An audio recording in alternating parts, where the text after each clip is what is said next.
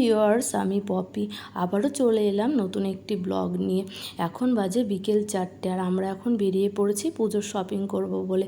প্রথমেই যাব আমরা বাজার কলকাতা, তারপর যাব জুডিওতে, তারপর লাস্টে যদি টাইম পাই তারপর যাব সিলেদার্সে।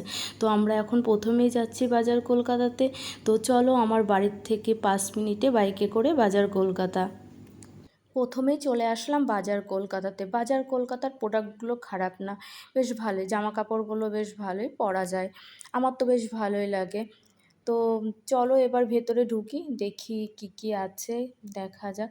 তো বাইরে থেকে দেখে মনে হচ্ছে ভিড়টাও মোটামুটি খারাপ নেই, বেশ ভালোই আছে। বেশি ভিড় আমার আবার ভালো লাগে না। তো ভেতরে ঢুকে দেখি মোটামুটি ভিড় আছে, বেশি ভিড় যেহেতু আমার গ্যাদারিং লাগে, ওর জন্য আমি বিকেলের দিকে এসেছি, যেহেতু বিকেলের দিকে ভিড়টা একটু কম থাকে, তাই ভাবলাম বিকেলই শপিংটা সেরে ফেলা যায়। তো প্রথমেই তোমাদের একটু পুরো গ্রাউন্ড ফ্লোরটা দেখিয়ে নিলাম। তারপর আমি একটা টপ আর প্যান্ট সিলেক্ট করেছি যে এটার সাথে এটা বেশ ভালো ম্যাচ হচ্ছে, তো এই দুটো নেব। তো ট্রায়াল রুমে গেলাম, গিয়ে পরে দেখি বেশ টপটা ভালো লাগছে, নিজেকেও ভালো লাগছে, বেশ টপটা পরে নিজেকে দেখতেও ভালো লাগছে। তো আমার বেশ ভারী পছন্দ হয়েছে টপটা। অনেক দিনের ইচ্ছা ছিল মা আর মেয়ের সেম ড্রেস নেবো, তো এখানে এসে সেই সেম ড্রেসটা পেয়ে গেছে, কিন্তু আমার মেয়ের সাইজ ছিল না বলে এটা নিতে পারলাম না। আমার যে কী খারাপ লাগছিল বলে বোঝাতে পারবো না। তারপর মেয়ের জন্য কিছু ফুল প্যান্টের দরকার, তো সেগুলোই দেখছিলাম, কিছু চয়েস হচ্ছে কিছু হচ্ছে না। আর এদিকে আমার মেয়ে তো সেই দুষ্টুমি করে যাচ্ছে, যেই প্যান্টটাই ধরে আমি টানছি পছন্দ করছি সেটাই ওর চয়েস হচ্ছে না, আবার সেটা জায়গা মতো গিয়ে রেখে দিয়ে আসছে, এটাই ওর কাজ। আমি যেটা বের করব সেটাও চয়েস হবে না, ও সেগুলো নিয়ে গিয়ে আবার সেই জায়গা মতো রেখে দেবে। বারবার ওকে বলা হচ্ছে তুমি বাইরে রাখো, পরে আমরা গুছিয়ে রাখবো, সেটা হবে না।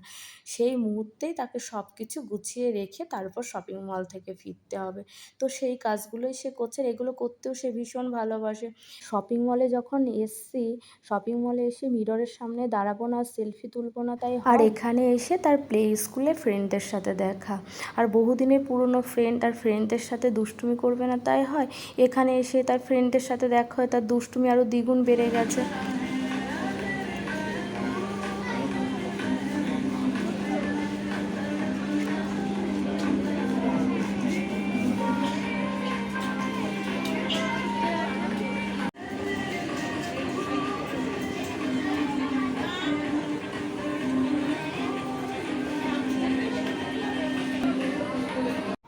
তারপর চলে আসলাম জুডিওতে। জুডিওর প্রোডাক্ট নিয়ে তো কোনো কথাই হবে না, জুডিওর প্রোডাক্ট কোয়ালিটি যেমন ভালো তেমনি দামটাও রিজনেবল। তো জুডিওর প্রোডাক্ট আমার ভীষণ ভালো লাগে, আমি যখনই আসি ফার্স্টে জুডিওতেই আসি, জুডিও থেকেই আমি শপিং করি। কিন্তু আমার হাজব্যান্ড বলল জুডিওতে পরে যেও, চলো আগে বাজার কলকাতাতে যাই, বাজার কলকাতাতেও নাকি ভালো ভালো প্রোডাক্ট পাওয়া যায় আর সেগুলো বেশ কমফোর্টেবল পরে। তো ঠিক আছে চলো, বাজার কলকাতাতেই আগে গেলাম এর জন্য, তারপরে জুডিওতে আসলাম। তো দেখলাম বাজার কলকাতার প্রোডাক্টগুলো বেশ ভালোই ছিল, আমি অনেকগুলোই কিনেছি। জুডিওর প্রোডাক্টগুলো খুব বেশি কালারফুল হয় না, ওরা হোয়াইটের উপরই বেশি প্রোডাক্ট তৈরি করে। আর এখানে ওয়ান পিসগুলো বেশ ভালোই ছিল, ওয়ান পিস তারপরে টপ প্যান্ট দিয়ে বেশ ভালোই ছিল, চয়েসফুল। কিন্তু ওই যে বললাম হোয়াইট কালারে প্রোডাক্টই বেশি হয়, আর আমি হোয়াইট কালারের প্রোডাক্ট অনেকগুলো কিনেছি, হোয়াইট কুর্তি, হোয়াইট গাউন, এর জন্য আমি হোয়াইট কিছু নেব না। আর হোয়াইটের উপরে প্রিন্টের জিনিসগুলো বেশি দেখতে ভালো লাগে, আর ওগুলোই বেশি চোখে ধরে, আর আমি ওর জন্য হোয়াইট নিয়েই টানাটানি করি। কিন্তু হোয়াইট যেহেতু অনেকগুলো কিনেছি তাই হোয়াইট আর কিছু নেব না। কালারফুলের মধ্যে যা ছিল সেগুলো আমার তেমন চয়েস হচ্ছিল না। আর মেয়ের জন্য একটা ভালো ফুল প্যান্ট নেব, প্যান্টের সাথে টপ পরবে, কিন্তু ফুল প্যান্ট ভালো হচ্ছিল না, যেহেতু শীত সামনে চলে আসছে তাই আমি শীতের প্রোডাক্টও আমি পুজোর সময় কিনে রাখি। জুডিওর বিউটি প্রোডাক্টগুলোও বেশ ভালো, আমি একটা চেন কিনেছি অনলি 99 রুপিস দিয়ে।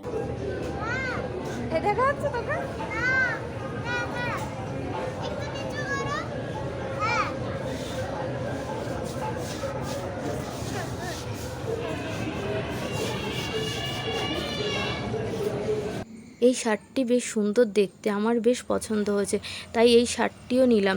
এখানে 8 to 12 ইয়ার্স বয়েজদের ভালো ভালো শার্ট আছে, তার মধ্যে আমার হাজব্যান্ডের হাতের শার্টটি বললাম ভালো লাগছে, তুমি এটাই নাও। এদিকে তো আমার মেয়ের দুষ্টুমি শুরু হয়ে গেছে, সে তো আমাদেরকে আর কিছুতেই শপিং করতে দিচ্ছে না। একা একা বোর হচ্ছে, কি আর করবে বলুন। একবার শুয়ে পড়ছে, বসে পড়ছে, একবার দৌড়োদৌড়ি করছে, আর আমি তার পেছন পেছন ছুটছি। এইভাবে কি আর শপিং করা যায় বলুন? আমরাও ছোটোবেলাতে ঠিক এরকম করতাম। আজ মেয়েকে দেখে নিজের ছোটোবেলার কথা মনে পড়ে যাচ্ছে। তখনও মাকে ঠিক কি জ্বালানোই না জ্বালাতাম। এইভাবে আমরাও দুষ্টুমি করে মাকে বিরক্ত করতাম।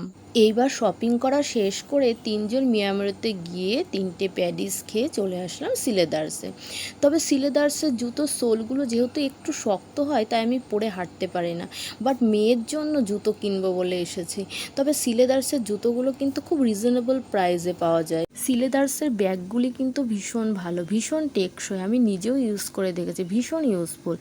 যেহেতু সিলেদার্সের বাচ্চা মেয়েদের জুতোর স্টক খুব লিমিটেড, তার মধ্যে থেকে দুজোড়া জুতো চয়েস হয়েছে, তো দুজোড়া জুতোই ওকে পরে দেখতে বললাম। যেটা পরে পায়ে লাগবে না ও সেই জুতোটাই নেবে।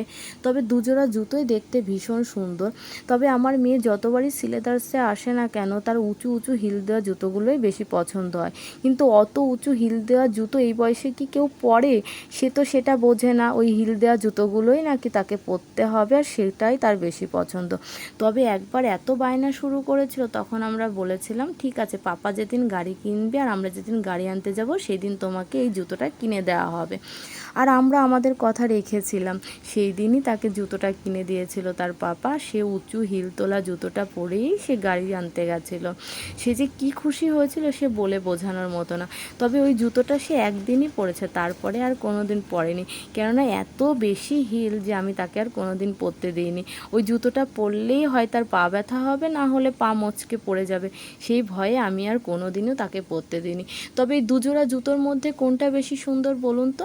আমি বলছিলাম তোমার রাইটের পায়ের জুতোটা বেশি সুন্দর, আর পাপা বলছে না লেফটেরটা। তো ও তো ভীষণ কনফিউশনে পড়ে গেছে যে কোনটা নেবে, পাপার কথা শুনবে না মায়ের কথা শুনবে।